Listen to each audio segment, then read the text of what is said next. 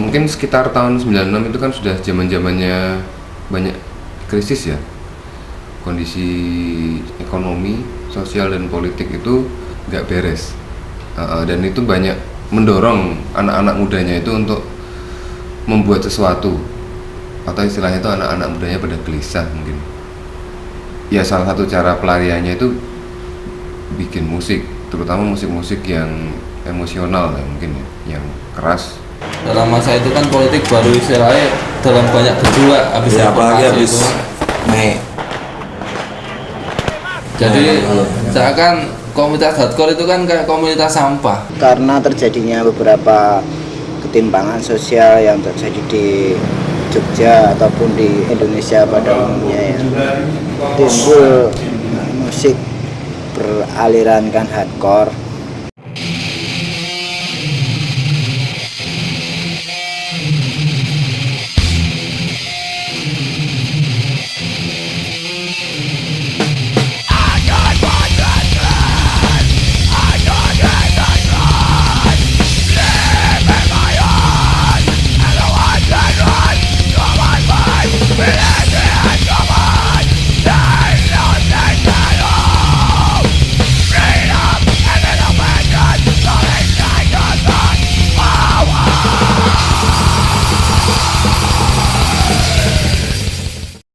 Kita mempunyai basic background budaya sendiri yang kuat sebagai orang Indonesia. Nah, di situ kombinasi antara pemahaman hardcore sendiri dengan budaya yang kita anut, saya rasa kalau kita alami selama ini sebenarnya sudah berkolaborasi dan sudah berjalan dengan semestinya. Perkembangan hardcore di Indonesia, menurut perspektif saya, hardcore sudah melalui proses akulturasi antara budaya barat dan budaya timur yang kemudian menjadi sebuah identitas baru generasi suatu bangsa. Hardcore di Indonesia mungkin lebih dekat dengan budayanya. Dia lebih peka kepada lingkungan sekitarnya. Bismillahirrahmanirrahim. Alhamdulillahirabbil alamin. Wassalatu wassalamu ala asrofil anbiya'i wal mursalin wa ala alihi wa ashabihi ajmain.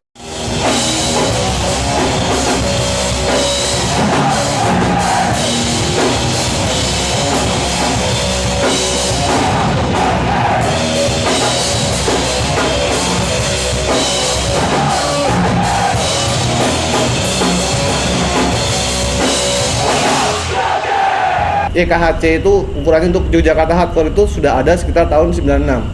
Dalam istilahnya, mungkin dalam istilah sebuah komunitas, kita masih ibaratnya berpencar secara harfiah. Jadi mereka masih berjalan sendiri-sendiri, mereka tidak mempunyai ibaratnya sebuah naungan untuk memberikan ide, masukan. Meskipun kita pernah dengar nama-nama tahun 98, 98, 99, nama-nama seperti Sabotage atau Something Wrong gitu kan, cuman kan belum ada wadah yang pas, yang apa ya, maksudnya khusus buat anak-anak hardcore itu. Kita harus memulai hal ini saat ini juga.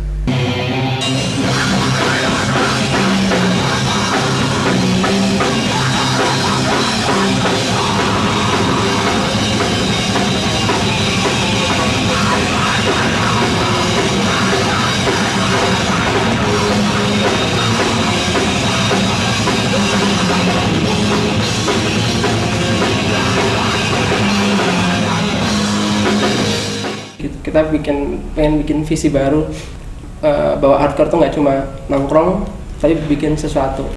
Ada beberapa teman-teman yang mungkin mempunyai satu visi, satu pandangan sama. Kenapa sih kita cuma nongkrong-nongkrong? Kenapa kita nggak bikin sesuatu? Kita punya pikiran, punya daya, punya kekuatan masing-masing.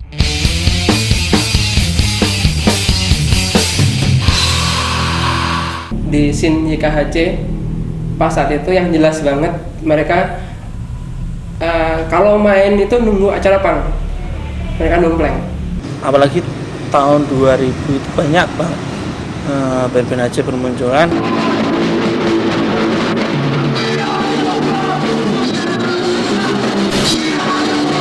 Nah disitulah kita punya mimpi, kenapa sih scene hardcore di Jogja sepertinya mulai berkembang. Kenapa kita nggak mulai bikin acara yang khusus hardcore? Itu akan membuat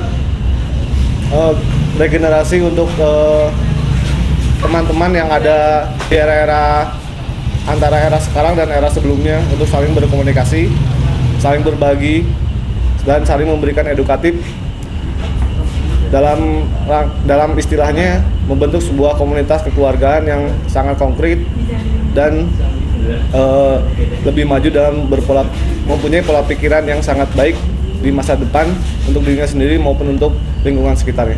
Nah, agenda yang cukup terlihat di depan cukup memungkinkan saat itu acara di mana saat itu belum ada acara yang khusus menampilkan band-band hardcore.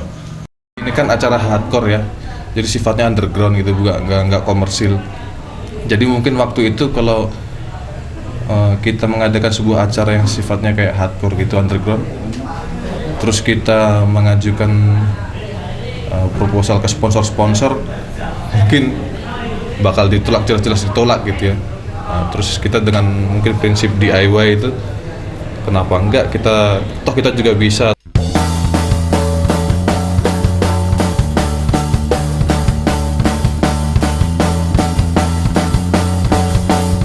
Ya, kita memang dulu kita semangat sekali untuk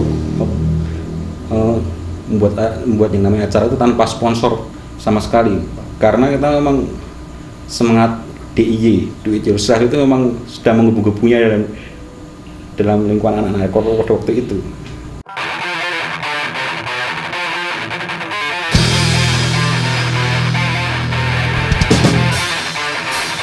Jadi kita menganggap bahwa saat itu kita cukup berani, kita cukup mampu, kita mempunyai kekuatan yang kita anggap kita cukup mampu untuk mewujudkan acara ini sendiri.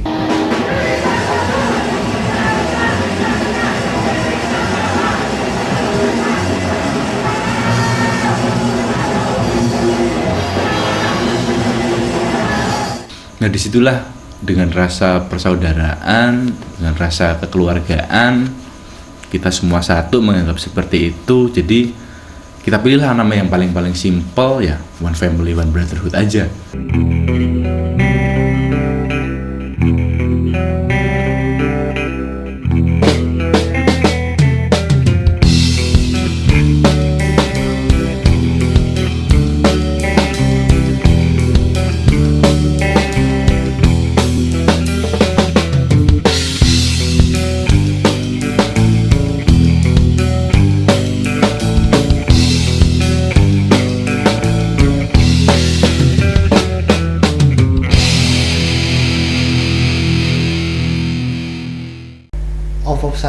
OVOP 1 tahun 2000 itu terbukti, menurut kacamata saya dia terbukti untuk membedah sebuah stagnansi yang sedang dialami oleh scene hardcore di Jogja.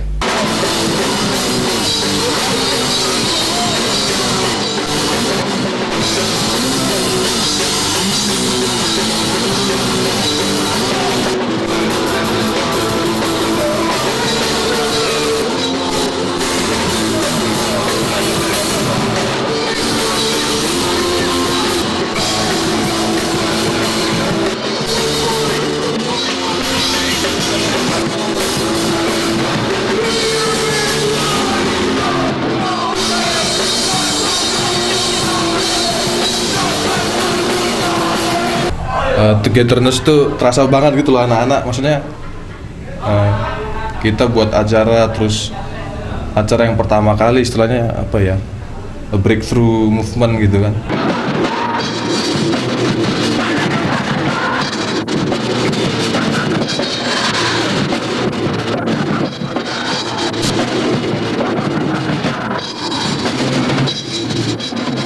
Kita bikin acara perdana tapi sudah mampu mendatangkan band-band dari luar.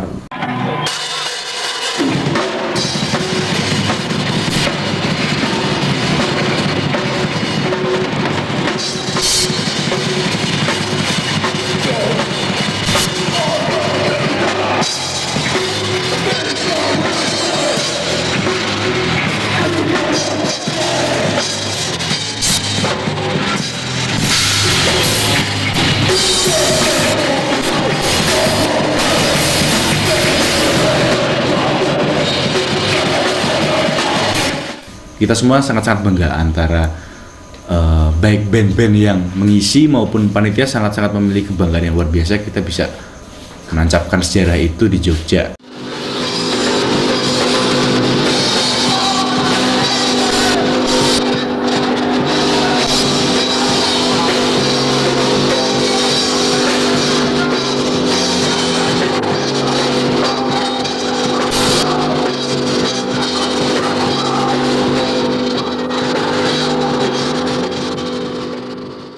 Dan bisa dibaratkan tahun 2000 itu sebagai tonggak lahirnya atau pas lahirnya perjuangan hardcore Jogja.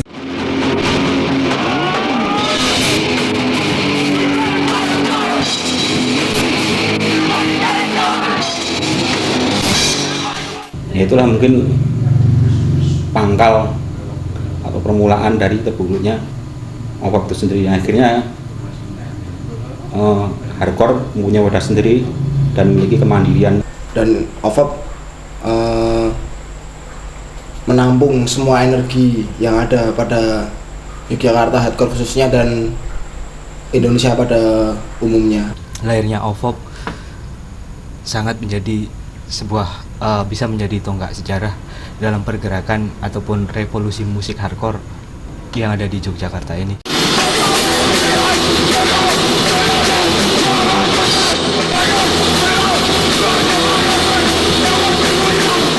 Ya kalau kita sudah punya acara sendiri tentunya itu akan kita bisa menentukan nasib kita sendiri, masa depan kita sendiri tanpa tergantung dengan scene-scene yang lain. Dengan adanya OVOP ini semua perbedaan bisa jadi satu.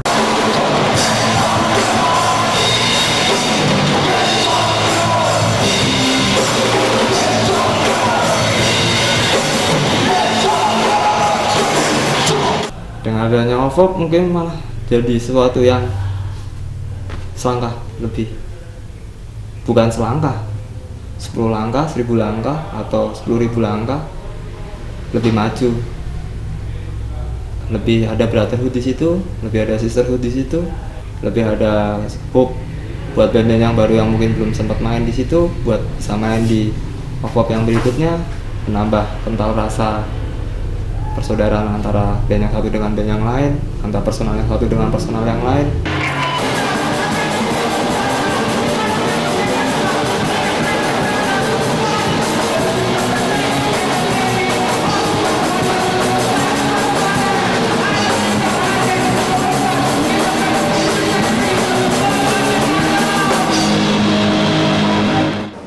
Dan itu bisa menjadi pelajaran yang baik untuk orang awam mungkin yang ingin mengerti hardcore itu seperti apa, bagaimana pergerakan anak-anaknya.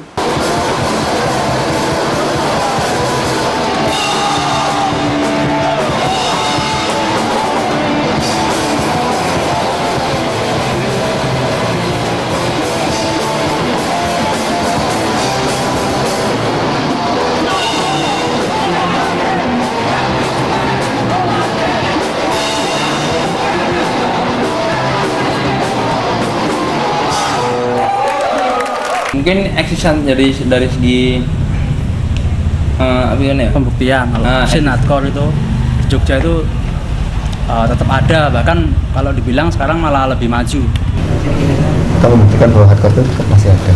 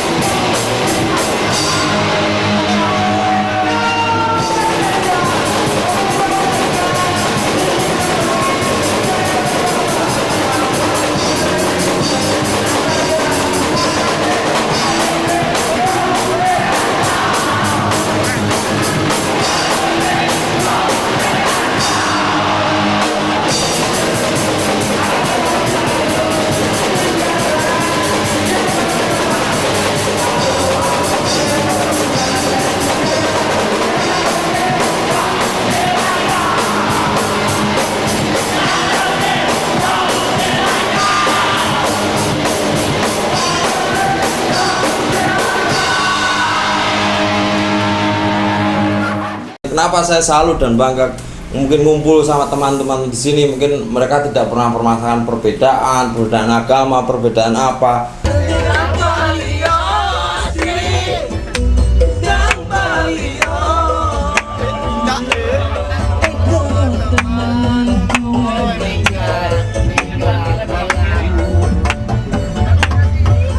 OVOP itu nggak ada senior-senioran, nggak ada junior-junioran, semuanya di welcome semuanya.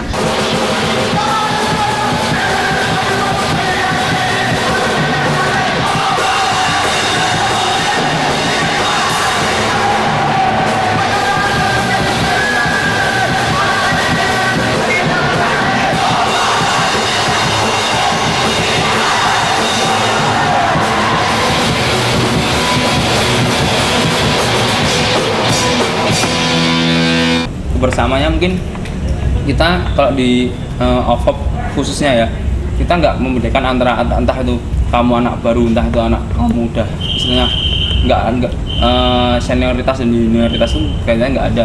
Kalau udah di situ ya udah kita sama, kita teman, kita satu keluarga gitu. This is my personal expression of what I feel about the world today. This is all making me sick. These humans are getting cruel to their fellows. OVOP itu kan one family, one brotherhood. Intinya kita tujuan kita bagus. One family artinya satu keluarga. One brotherhood, satu persaudaraan. Tapi ada yang mengartikan bahwa ayo one brotherhood, one sisterhood gitu. Mungkin mereka nggak ngelihat bahwa pergerakan pertama dalam pembuatan OVOP pertama adalah mereka adalah semua lelaki. Sedangkan untuk panitia itu adalah semuanya adalah laki. Sedangkan untuk kaum wanita mereka mungkin hanya sebagai kita taruhlah mungkin hanya sebagai membantu dalam istilah di luar tanggung jawab sebuah event tersebut. Jadi ketika pertama dibuat itu adalah sebuah brotherhood karena mereka berpikir bahwa ini adalah semua kaum lelaki yang ada di sana membuat sebuah event yang mungkin nantinya akan berkembang bahwa brotherhood itu akan lebih mengeneralisasi bahwa ini adalah event buat semua kalangan. Pada saat kita mencanangkan nama slogan itu sendiri, nama acara, bukan nama slogan tapi nama acara One Family One Brotherhood, kita tidak berpikir terlalu panjang pastinya kan, tidak berpikir terlalu panjang dan menganggap brotherhood itu secara universal, secara global. Artinya ya termasuk teman-teman cewek kita yang menyukai hardcore, aku rasa juga bisa masuk di situ. Pikiran kita cukup terbuka lah di saat itu. Nah, mungkin berkaitan dengan momen saat itu ada kataan kenapa brotherhood aja, kok kesannya cuma cowok-cowok aja yang menjadi fokus di situ, interest. Nah, disitulah teman-teman juga baru memulai memikirkan, oh iya ternyata juga ada sisterhood di situ yang lebih berasosiasi, lebih berimage teman-teman cewek dan cowok di situ di scene hardcore pada saat itu yang menjadi fokus juga sama rata, sama mempunyai, kalau bahasa teman-teman lebih kerennya equality yang sama. Nah, jadi kemungkinan kalau ada terjadi salah paham seperti itu, saya pikir ini hanya masalah penggunaan nama, dan sebenarnya hal itu bukan sesuatu hal yang harus diprotes atau harus dirubah atau apa, karena secara makna garis besarnya saja kan sudah terlihat bahwa One Family One Brotherhood itu adalah tempat untuk semua kalangan, semua orang, semua jenis manusia.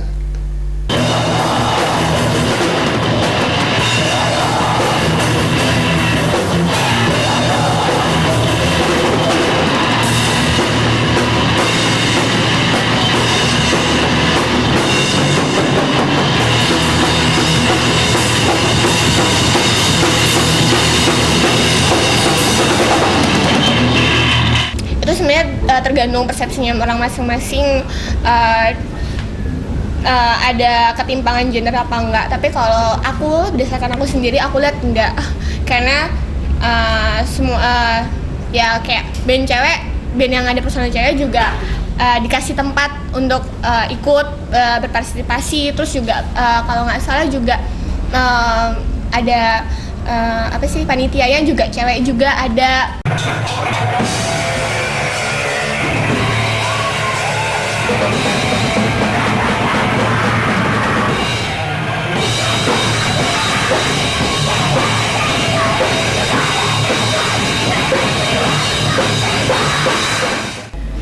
Ya sudah cukup mewakili semuanya. Mungkin dari band yang main juga kan nggak melulu male fronted, ada female frontednya juga.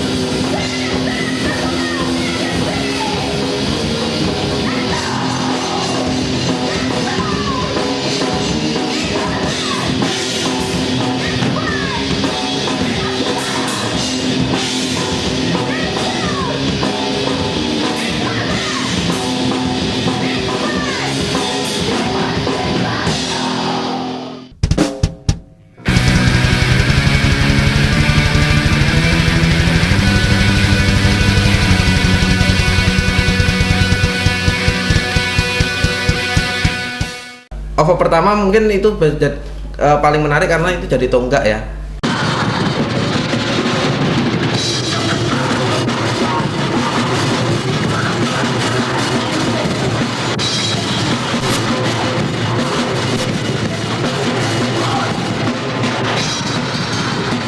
Euforia itu kan begitu menggelegar ya pada waktu itu. Begitu juga dengan Last Moment lah malam itu. Ya itu mungkin suatu kebanggaan kita bisa main di situ perdana Last Moment.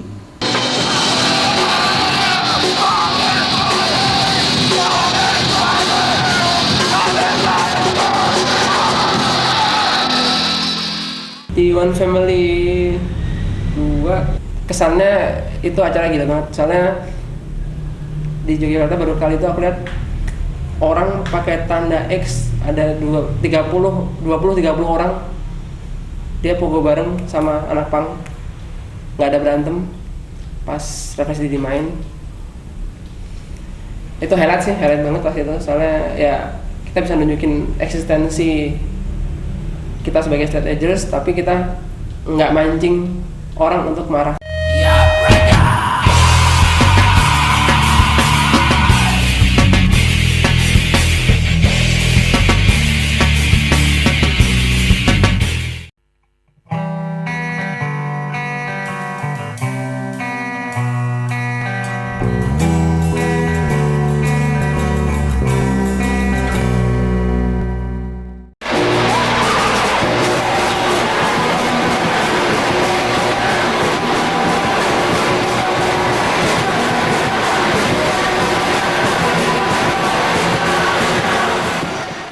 Dulu kita begitu memimpikan yang namanya suatu acara memiliki nuansa atmosfer seperti CBGB.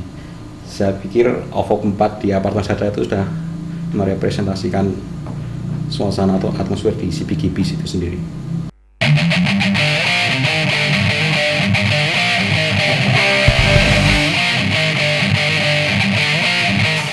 Kalau OVO 4, wah, kayak kamu nonton di CBGB, atap rendah, semuanya stage diving semua, saling tumpuk, semuanya singelong.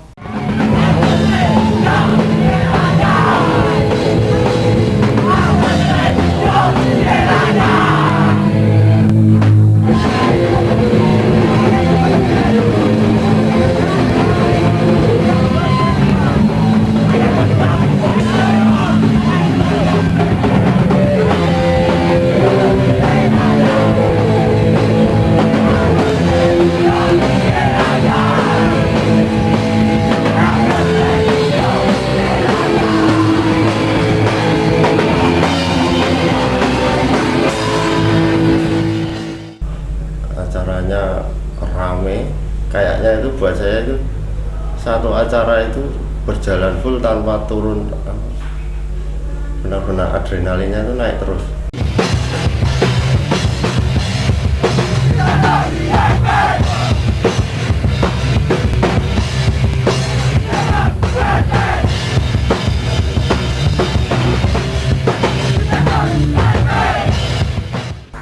OVO 4 itu kita habis main itu nggak tahu kok bisa merasa ada hal yang kita merasa acara ini jangan sampai terhenti, jangan sampai ada hal yang bisa memecahkan kebersamaan ini, karena kita merasa sudah menjadi satu keluarga gitu. Dan setelah main itu perasaan kok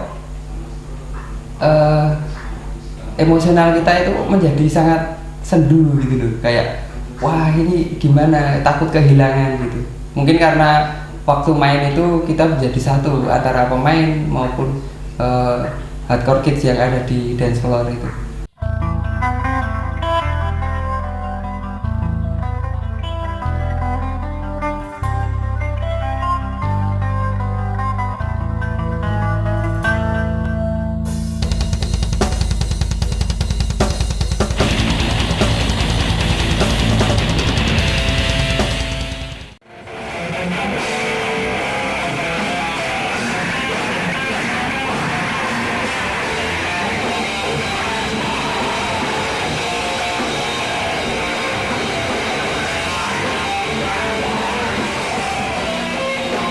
OVOP ke-6 itu merupakan gebrakan OVOP yang sangat esensial buat saya dan sangat fenomenal. Biasanya tuh pengennya gitu, nggak sekedar namanya apa ya, menampilkan sebagai band lah, tapi apa sih kultur digital hardcore itu sendiri. Di samping bandnya juga di set separuh baru, separuh band baru, separuh band lama.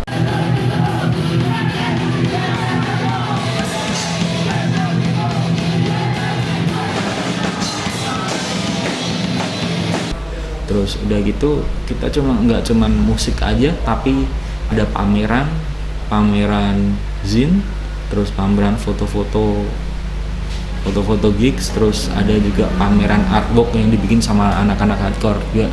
Terus kemudian ada food not bomb juga di situ. Dan itu suatu penggabungan acara yang sangat bagus dan mungkin pertama kalinya di Indonesia ada acara seperti itu.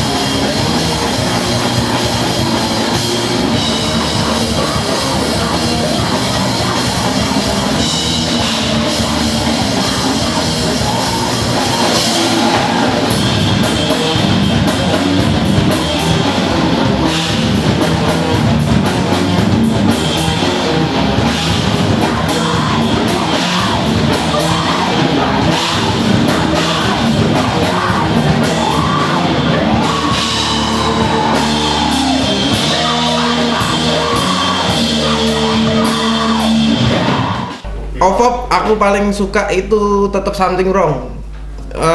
Pertama kali aku nonton ini karena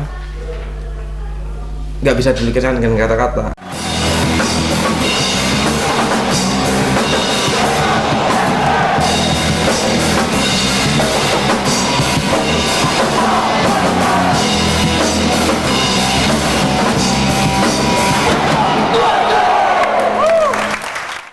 Aku suka Destruct dulu sebelum dia ganti jadi Hands Up and Salvation. Pas masih era awal aku suka. Aku juga pernah lihat pas belum kenal sama orang-orangnya juga.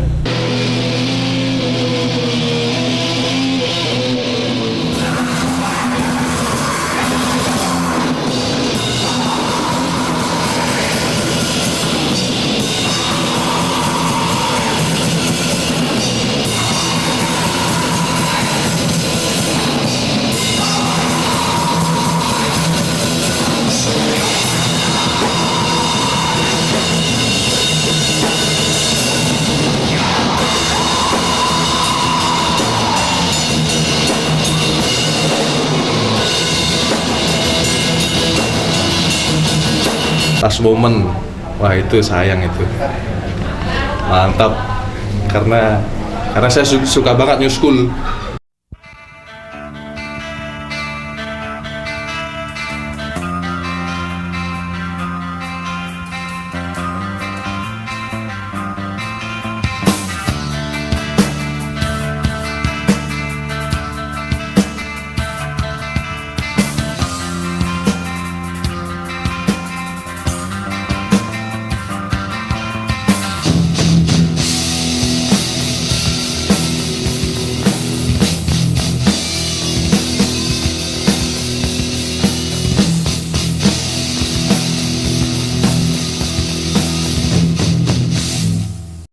Dari OVOP 1 itu saya punya beberapa pemikiran dan beberapa opini dengan teman-teman yang lain tentunya untuk membuat suatu kolektif yang punya misi atau punya suatu persamaan ide.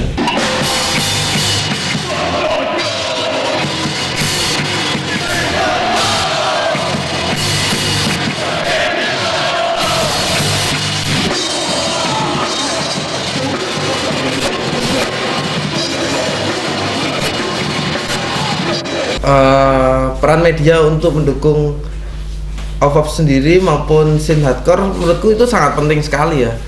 Kalau Zin jelas banyak banget dari feedback yang lahir malah sebelum OVOP sampai Better Day sampai sekarang Zin menjamur. Tentunya ada rangsangan dari media yang udah eksis sebelumnya, itu OVOP sebenarnya. Zin itu sendiri bagus karena memuat banyak sekali info-info update terbaru tentang apa yang terjadi di luar sana dan juga apa yang terjadi di sini di Jogja dan juga di kota-kota lain, karena kita komunikasi itu sesuatu hal yang penting di dalam hardcore sendiri. Fungsi website sih sebenarnya dulu sebagai sarana informasi bahwa di samping Jogja punya tugu dan bla bla bla dari industri budaya, kita punya website kayak gitu aja. Pengen orang yang luar pengen tahu YKHC itu siapa aja, YKHC itu apa, bisa dijelasin di website sebenarnya. Di era sekarang yang pertama dari media, mungkin media IT, mungkin di situ kita bisa bilang website. Peranannya cukup luas. Di situ kita banyak teman-teman yang saat ini komunikasinya banyak sekali melalui media media internet, baik dari mulai chatting, email-emailan sampai saling bertukar website dan profile band masing-masing. Itu cukup merupakan hal yang patut kita kembangkan, kita lakukan bersama supaya istilahnya komunikasi juga semakin mudah kan antara kita sendiri dengan adanya berbagai media yang berkembang, di antaranya internet itu sendiri. Yang kedua, mungkin media lain seperti kita sekarang dengan mudahnya membuat DVD, membuat film dokumenter, membuat ya mungkin di acara yang zaman dulu kita masih berformat video yang sangat susah untuk dinikmati. Sekarang dengan mudah, sekarang era digital, segala sesuatunya bisa kita capture, bisa kita tangkap baik dengan foto maupun video. Saya rasa itu merupakan suatu media publishing yang cukup efektif juga untuk istilahnya yang teman-teman dari luar ataupun dari luar negeri bisa menikmati kita secara live maupun secara gambar di situ. Ketika kita bisa tanda kutip merekam, itu jadi sebuah pendokumentasian. Kita tahu sejarah kita sebelum-sebelumnya, itu jadi bahan kita untuk kedepannya. Jadi untuk pijakan kedepannya kita bisa lihat dari dokumentasi itu kayak gitu. Saat ini kan jarang yang sadar media.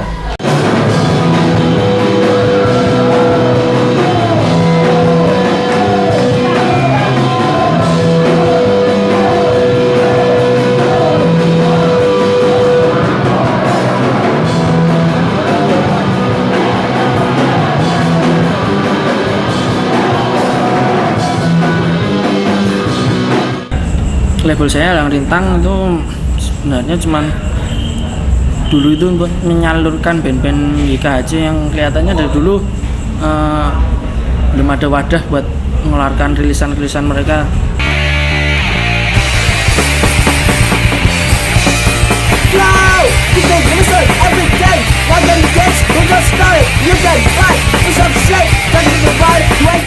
Sedangkan untuk memberikan sebuah musik yang lebih potensial itu tergantung kepada bandnya itu sendiri, seperti bagaimana dia melakukan komunikasi, bagaimana dia melakukan promosi, bagaimana dia melakukan mungkin racun-racun yang seharusnya disebarkan bahwa ini adalah band bagus, itu seharusnya mungkin lebih dikuatkan lagi.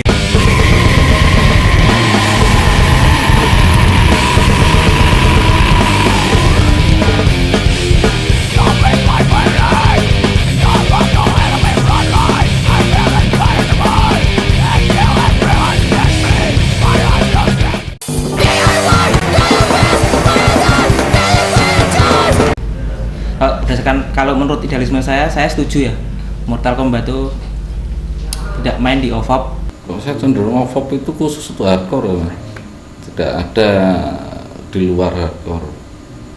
Kalau ada satu aja di luar hardcore itu bukan OVOP.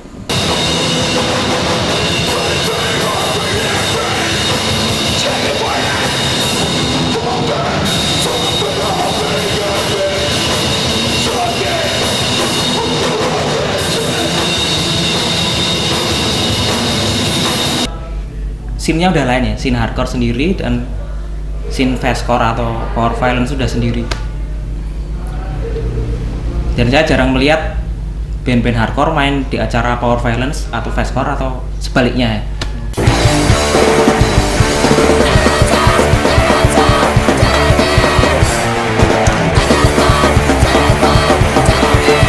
Menurut saya pribadi, mereka tetap main hardcore punk. Walaupun mereka awalnya mereka terinfluence oleh power violence atau thrashcore atau apa gitu, karena menurut saya mereka sendiri ngaku sebagai band hardcore punk, dan secara historis aja power violence sendiri crossbreed antara hardcore punk dengan grindcore, jadi nggak ada alasan lain kalau mereka tuh nggak bisa masuk dalam genre hardcore. Untuk kategori old school sendiri, saya kira itu juga sangat jarang gitu loh. Seperti mungkin tradisional hardcore akan bermain bersama youth crew. Itu untuk old school sendiri. Apalagi untuk yang berbeda scene seperti fastcore, thrashcore itu yang kayak Mortal Kombat mainin tuh.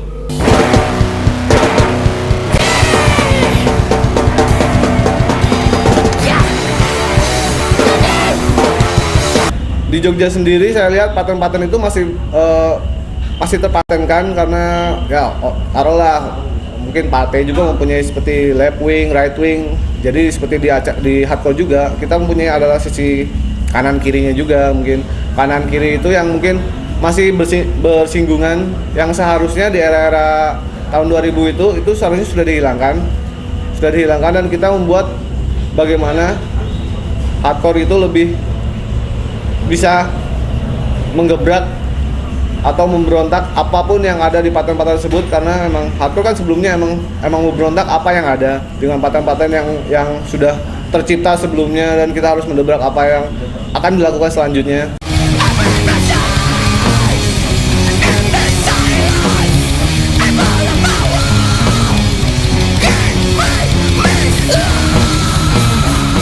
Dan aku percaya pada apa yang dikatakan Stephen Blues yang menulis American Hardcore, bahwa hardcore adalah yang tidak teridentifikasi dan yang tidak begitu teratur. Ketika semua menjadi seragam, itu menurut saya bukan suatu hal yang menarik.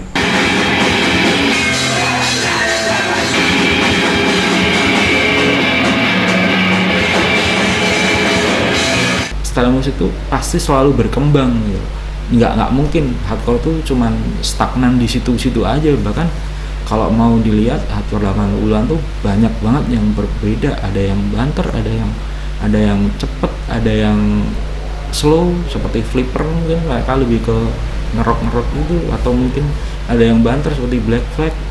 Dan dimana kemudian Black Flag sendiri di album-album terbarunya mereka juga lebih eksperimental gitu. Jadi perkembangan tuh selalu bakal ada di banyak hal, nggak cuma hardcore aja itu.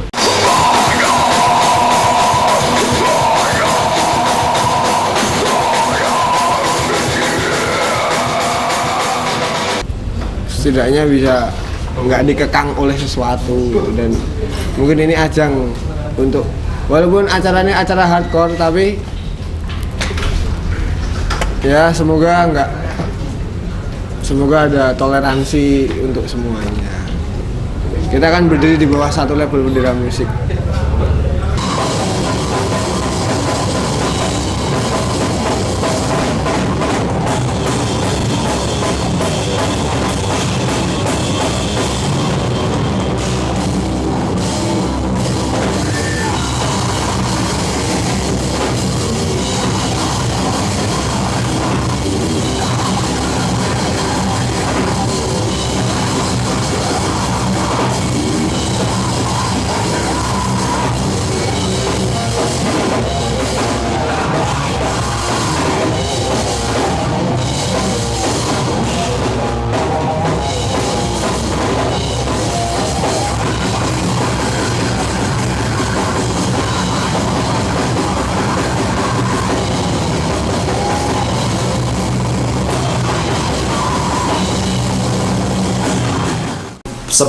sebelum OVOG mungkin pas dulu kalau nggak salah acara Jogja Brebek atau Jogja Underground itulah istilahnya, yang pas acara masih dicampur, ada band death metal, grindcore, punk, hardcore, mungkin hardcore masih sedikit ya pada itu.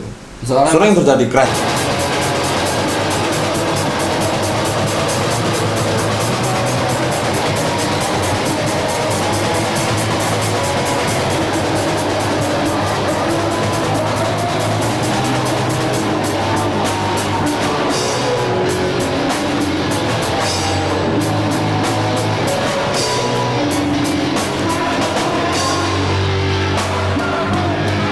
Soalnya pernah kan aku masih di Last Moment, karena nggak nongkrong di Las Palem pas saat itu, kita dibilang nggak hardcore. Kalau mengenai perbedaan itu wajar lah. Dulu waktu awal-awalnya hardcore di Jogja kan masih banyak yang tiap anak-anak band hardcore pemain tuh ada tanggapan miring dari beliau-beliau sub genre musik lain tuh tentang wah kita hardcore itu wong sugih maca lah gitu kan. Dulu sampai Last Moment itu pas OVOG 1 tuh pas dalam dia jenis aksi panggung itu didoni karo sapa jenenge. Oh ya DJ.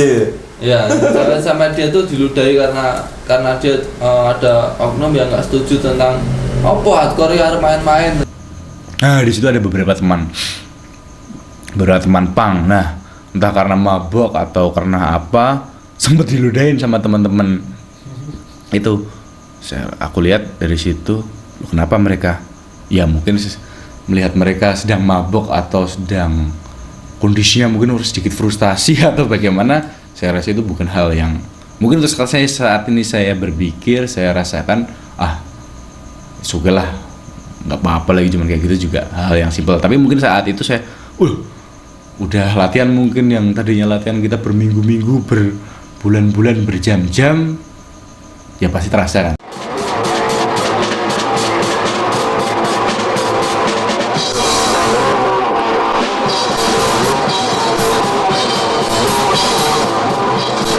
Ya mulai dari kita dibilang yang ya sok jagoan lah, mulai dari simbol New Vision sendiri, padahal kita nggak ada maksud gitu. Kadang orang masih terjebak sama label-label, gambar-gambar kayak gitu. Simbolnya tangan gini sama gini, orang anggapnya mungkin ini berantem, dia nggak paham kalau ini kan bisa arti apa aja kan, temenan juga bisa.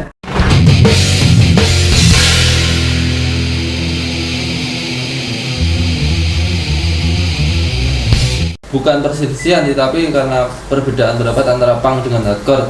Cuma karena dulu ya, zaman dulu kan kita masih minim lah, kita pengetahuan kita masih minim. Kalau sekarang kita masih ya istilahnya kan underground itu satu wadah.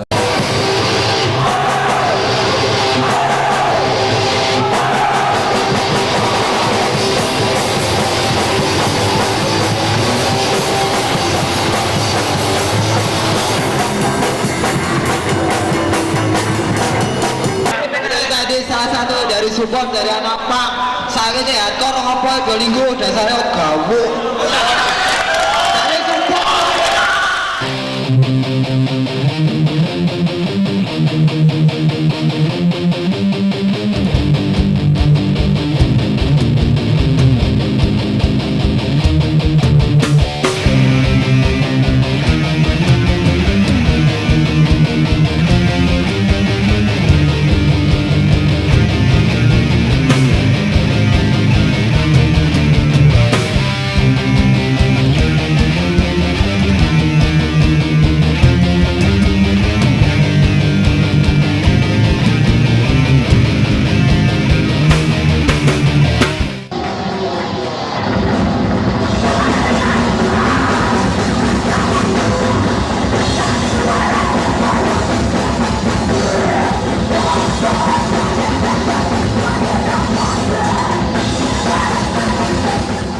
Saya kira hardcore itu mempunyai attitude dan mungkin lifestyle yang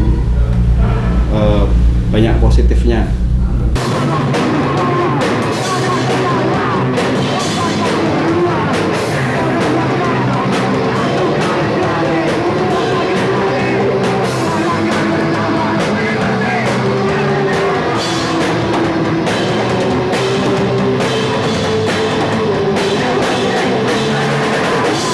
Hardcore tuh bukan fashion, underground tuh bukan fashion, tapi di situ memang sebuah ideologi tentang hidup, gaya hidup, tapi kita samakan lewat musik.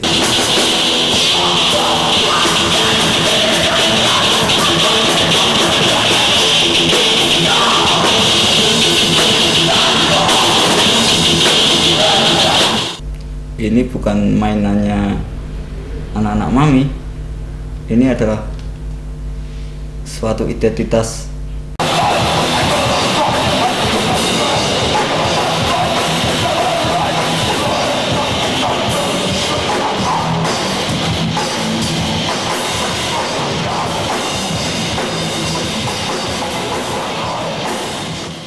Kalau buat aku sendiri ya, kalau aku sama Reflex sendiri kita emang pengen nyampein sesuatu, isu vegetarianism sama straight edge pasti kayak masalah politik, sara, terus sosial, terus sedikit banyak mempengaruhi band Full Stricken ya.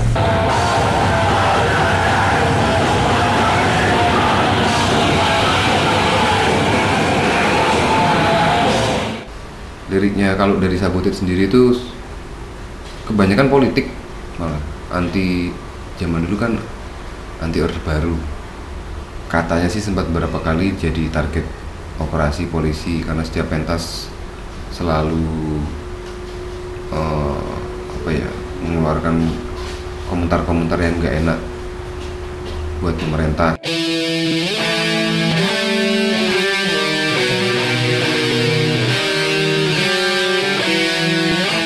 Kalau pesan dan misi secara band sendiri, band kita sendiri, ya pada saat itu saya lebih ke mungkin menyinggung masalah emosi diri ya, soal mungkin emosi diri, persahabatan, terus kemudian toleransi. Basic kebetulan di personal itu kan kebanyakan itu kan kita punya permasalahan dalam kehidupan, kita menuangkan permasalahan itu dalam kehidupan itu dalam sebuah apresiasi musik gitu. Hal positif lain ya pertemanan, pematangan sifat maupun sikap itu sebagai anak hardcore. Hardcore itu adalah jalanan bagiku.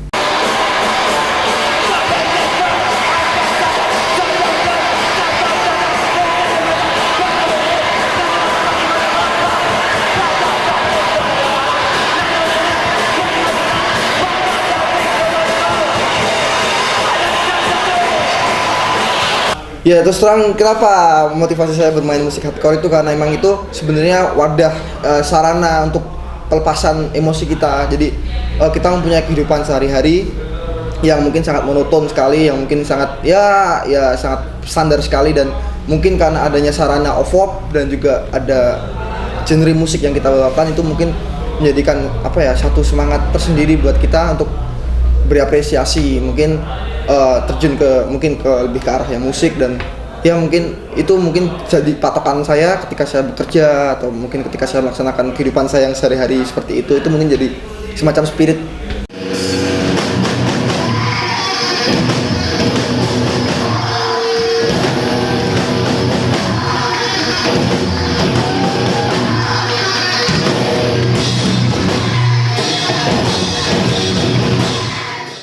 Saya memiliki alasan kuat. Yang pertama dari segi hardcore sendiri, hardcore memiliki nilai pesan-pesan moral yang sangat-sangat kuat dan baik. Saya rasa bisa menjadi suatu, mungkin untuk generasi muda yang saat ini mulai secara moral goyah, kita memiliki pemahaman dan ideologi konsep hardcore, istilahnya bisa menjadi suatu referensi atau mungkin sampai pegangan.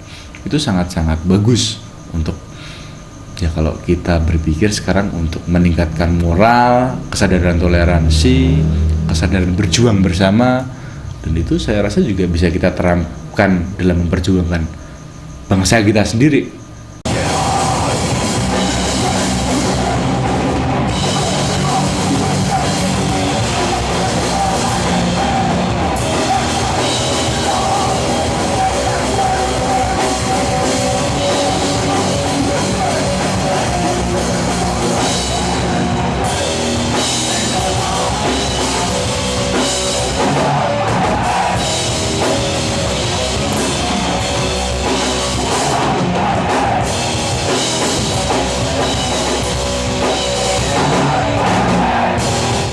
Saya lihat bagus regenerasinya anak-anak hardcore sekarang, semangatnya luar biasa. Tetap ada terus regenerasi ini, dan tetaplah istilahnya pembentukan mental itu ada di dalam hardcore itu sendiri, dan terus spreading the hardcore reality kayak seperti kata si Coffeetol kayak gitulah.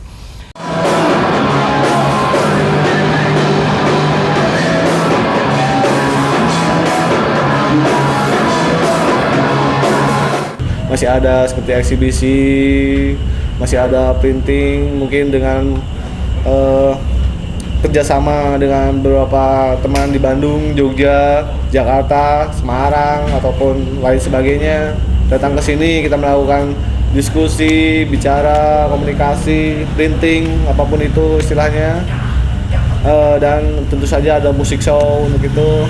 Saya rasa itu bisa lebih baik melakukan gebrakan-gebrakan sangat fenomenal, karena tanpa itu musik mungkin selama ini akan lebih ke monoton, tanpa ada edukasi, tanpa ada apa-apa, dan mereka hanya melihat, mereka datang ke acara mungkin mereka hanya melihat another band, another gig, that's it, that's all, nothing. Orang-orang seperti kita ya cuma bisa support ya, jadi tolonglah saya perjuangan YKHC terutama di Jalan OVOP teruslah dipertahankan, itu aja.